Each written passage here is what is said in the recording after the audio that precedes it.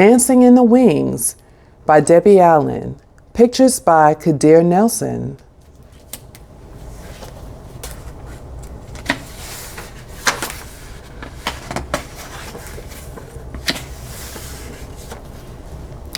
Ever since I was born and could see, everywhere I looked, I saw dance. In the clouds as the wind blew them across the sky, in the ripples on a pond, even in the sea of ants marching up and down their hills, dance was all around me. Dance was me. My mom calls me sassy because I like to put my hands on my hips and because I always have something to say. Well, if you had feet as big as mine, you'd understand why. You should join the swimming team since you got those long toes and don't need any fins, my older brother Huey teased. I shot right back. At least I don't have that big forehead looking like a street lamp. Mama said, stop all that bad talk. You act so ugly sometimes. Huey, your big head is a sign of intelligence, and Sassy, your big feet will make your legs look longer and prettier in your ballet shoes.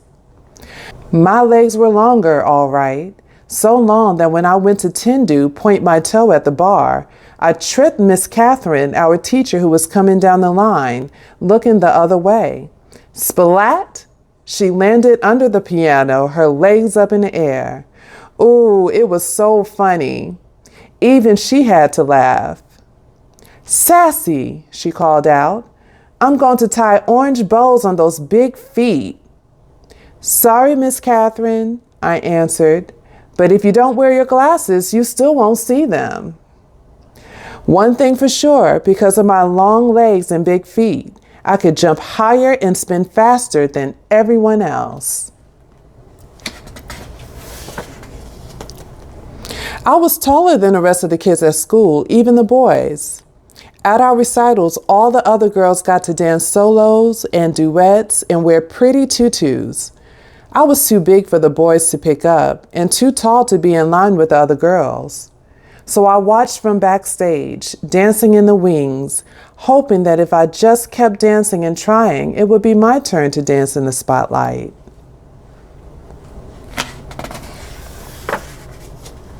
One day at the end of ballet class, Miss Catherine announced, Mr. DeBottle from the Russian school is coming next week to look for talented young people for the Summer Dance Festival in Washington, D.C.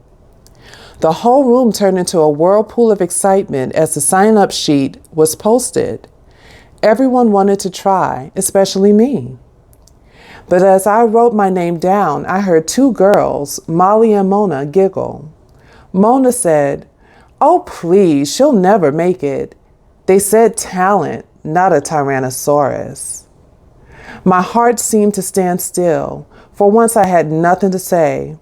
I couldn't hide the tears I felt welling up in my eyes, so I just grabbed my dance bag and ran to the parking lot. I heard a familiar horn honk and turned to see my Uncle Red in his bright green pickup truck.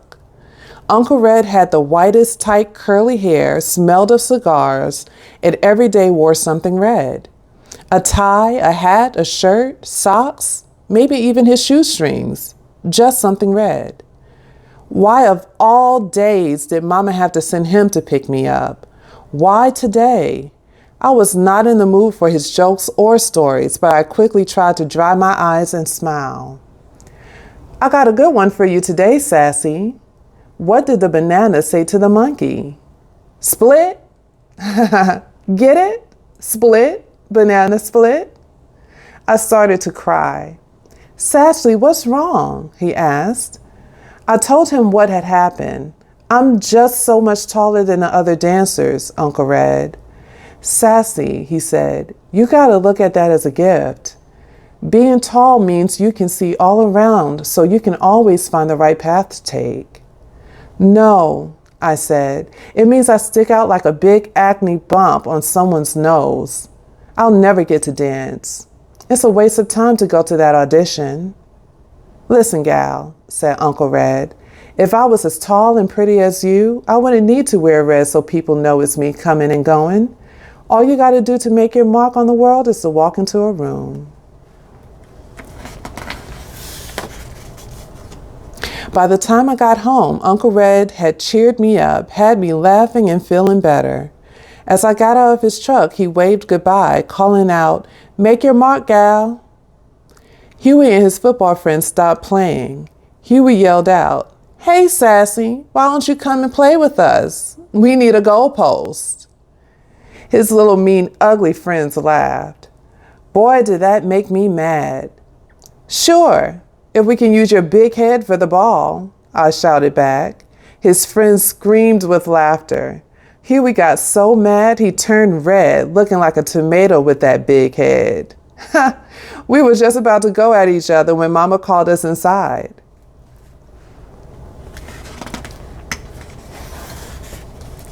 Late that night, I lay awake, staring out my window and thinking about Uncle Red's words.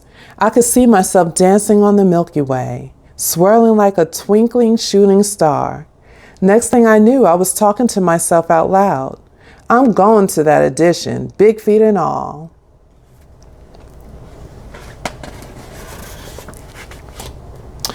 On the day of the tryout, kids came from all over the city. It was so crowded, everyone was expected to wear black, but like Uncle Red, I picked my own color, bright yellow. And instead of standing in the back, I squeezed between Molly and Mona, right in the front row. I ignored their snickering. Miss Catherine came in and introduced Mr. Debato. Everyone applauded. Boy, was he short. Couldn't have been more than 4 feet 9 inches tall. He started walking down the rows, pacing back and forth, just looking at us. Then he stopped right in front of me and said, "Young lady, why are you wearing that loud yellow leotard? I need to put on my sunglasses to see anybody else. Please go to the back row."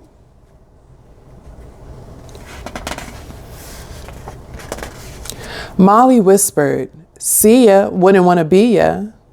"At least he noticed me," I snapped. I put my hands on my hips and walked to the back. The first round of the audition was center floor exercises. Mr. Debato walked around prodding and poking, making corrections. He stopped once and looked right at me, but didn't say a thing. I held my breath as he dismissed almost half the kids after the first round, but not me. Next was the adagio, the slow section. I stood as close to Mona as I could get and whispered, "Your little skinny short legs are going to look like chicken wings next to mine." "I'd rather look like a chicken than a turkey like you with that long neck," she answered. "Talk to the hand," I told her. I took my leg up so high it got stuck. Luckily, I could balance on my other big foot, so I just held it until Mr. Debato remarked, "Young lady, the exercise is finished." "Oh," I jumped out of position. "Show off," Molly grunted. "Gobble, gobble," Mona imitated a turkey. Then came the leaps across the floor. I took off like Jackie Joyner Kersee in the long jump at the Olympics. With one leap, I sailed in the air past all the other girls. Molly and Mona watched, looking pea green with envy.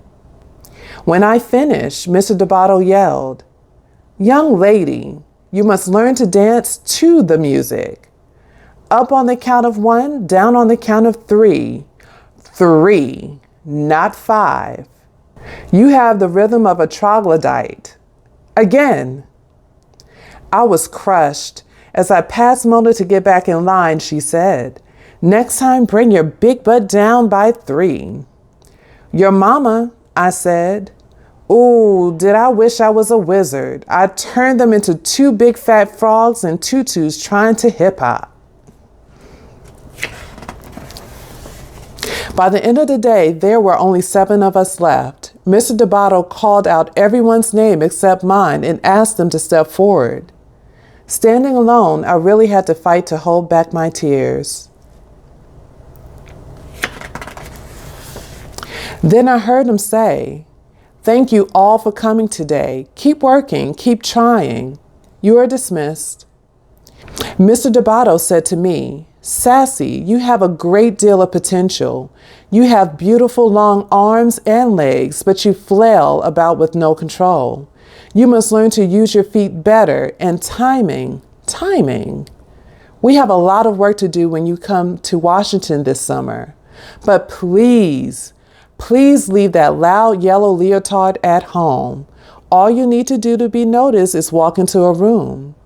Dismissed. He walked out. Jumping and shouting, I ran to the parking lot. I made it! Mama, I made it! Guess who was there to pick me up? Mama, Uncle Red, Huey, and half his football team piled in the back of the green truck on their way to a game. Everybody was so proud of me, even Huey.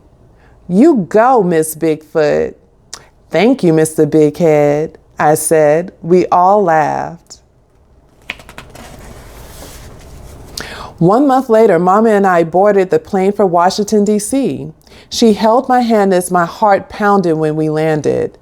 At the school, there were young dancers from Russia, Mexico, France, China, Cuba, Brazil, New York, Texas, and long-legged me from Inglewood, California.